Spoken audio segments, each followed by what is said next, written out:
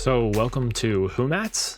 I wanted to, in this first release, bring some utility nodes to COPs that we're kind of missing, while also bringing some of the more familiar nodes from substance and noises and things like that to COPs. So bring some familiarity to COPs from Substance Designer, because I think there's some things that we're really missing.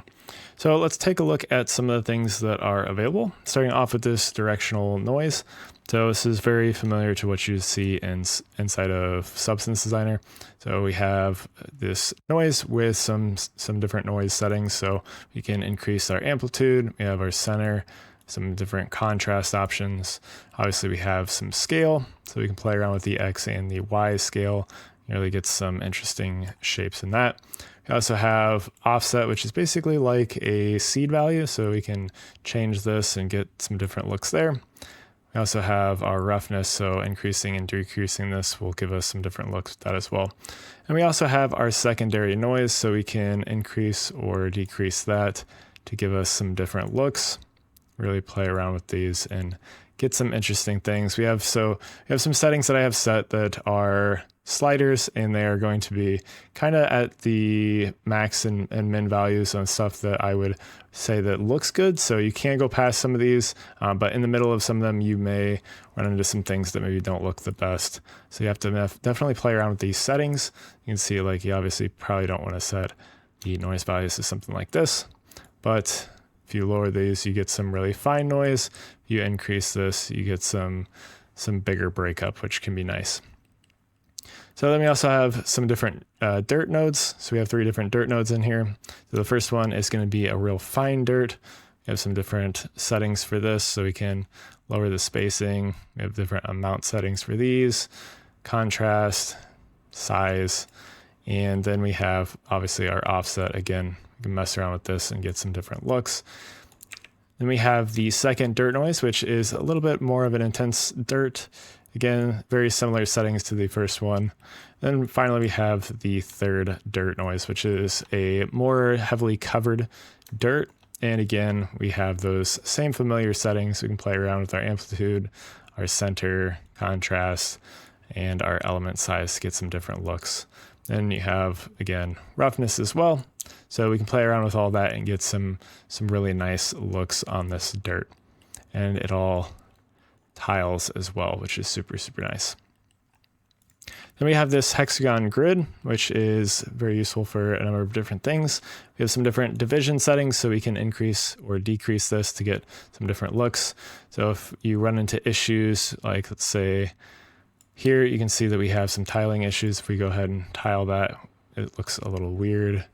Maybe if let's go back to some of these. We have some row offsets. This will break that up. So as we increase or decrease this, like you see, we have this tiling break right there at the top.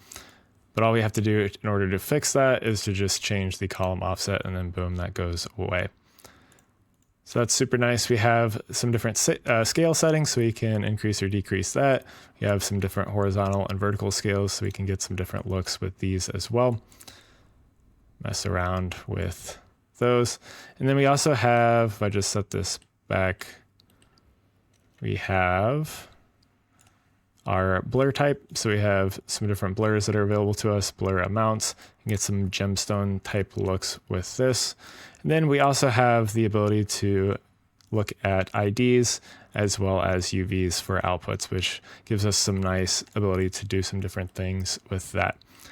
The next node that we have is a nuts and bolts HDA, which allows us to generate some nice nuts and bolt shapes. If I take a look at this, we have a nice like screw head here.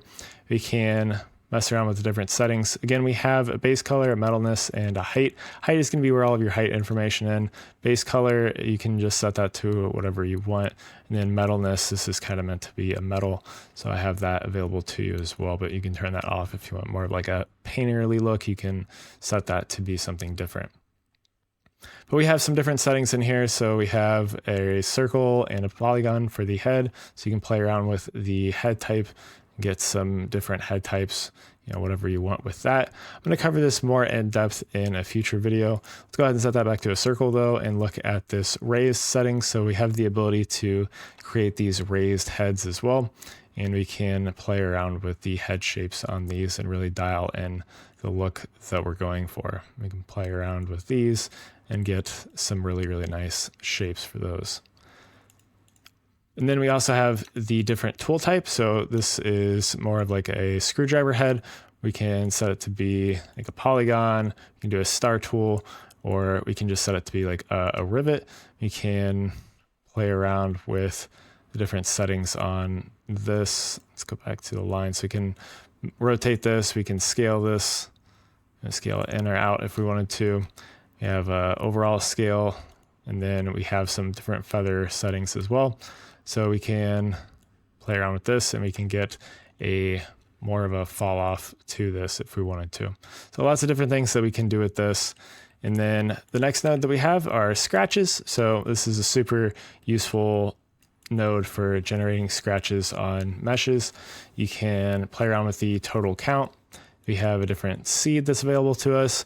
We have relax iterations, so lowering this will bring them a little bit closer together, maybe kind of on top of each other, or you can add some relax iterations in there to bring those apart. We also have a random scale for the min and max for that, so all of these are going to be random sizes. So we can mess around with this. If we don't want any randomness, we can set this to be just 1, and then we have all of them the same length. And then if we want to have randomness in there, we can set these to be really small. We can, decrease that and get some different size scratches here if we want. And then we can play around with our scale here as well. And we can create some thicker things. Maybe you want to generate, sort of like a confetti type shape. You can get some things that look like that with this type of a node setup as well. Then we have this weave tool, which is again familiar to Substance Designer. We have lots of different settings for this, so we can play around with the different settings here. We can create some really nice shapes with this. We have some different thickness settings. Again, we have our divisions here. We also, if we take a look, reset those back, we have the number of copies for this. So we have 5 in here. If we want to lower this down, we can create some really interesting shapes with this as well. And we can also translate these around. So if I wanted to move these around to create a different type of a look, we can do something like this, which gives us something that's pretty cool to look at as well. We also have some different settings for feathering this out. So we can increase this and really blur this out to get some interesting stuff as well. So lots of different things that you can do with this weave node. And again, we also have available to us IDs and UVs for this as well, which is super nice to have. Now, the last tool that I'm going to show here is a copy and transform. Now, this is a node that I think is really kind of essential to working in COPs. There's lots of different things that this is useful for and can help you to generate some really awesome stuff. So definitely one of the highlights of this utilities release as far as I am concerned. But let's take a look. We have our transforms here, so we can move around our original shape.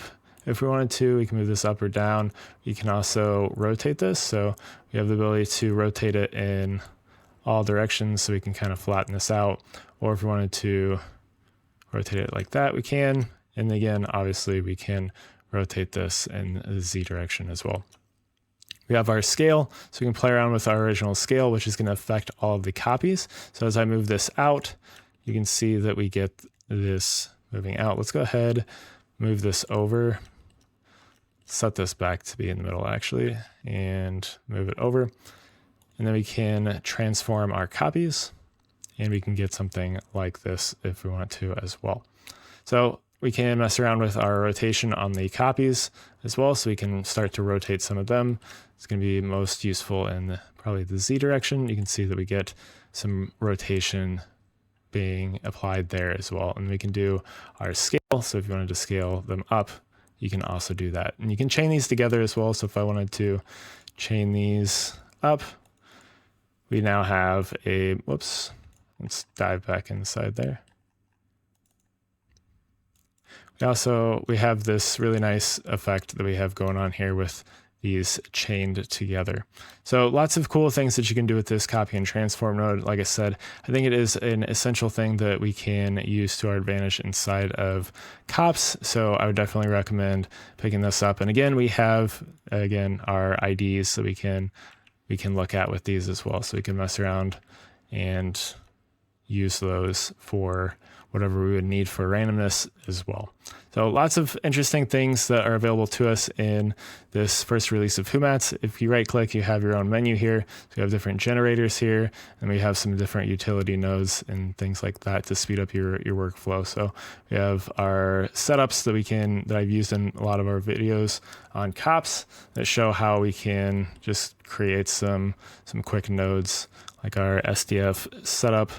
If you look at that, you see that this generates our nodes for us. So lots of really useful stuff to save you some time inside of COPs while you're working, and some things that weren't available to us that I have built that give us the ability to really create some nice textures inside of COPs. So if you want to pick it up, it is available on Patreon now. You can grab it on there and start playing around and create some really awesome things inside of COPs. Hopefully it starts to bring you some familiarity closer to what you're used to in Substance Designer. It's kind of the goal with these utility nodes, and then also just to give us some nice shapes that we can use for our textures. So anyways, hopefully this has helped you out. Like I said, this is available on Patreon. If you want to grab it, you can do so on there. But anyways, we will be taking a look at some of these nodes more in depth in future videos. So if you're interested in learning more about them, then stay tuned for those, because like I said, we'll be going over these a little bit more in depth in those videos and how to use them as well. But anyways, thank you guys for watching, and have a good day.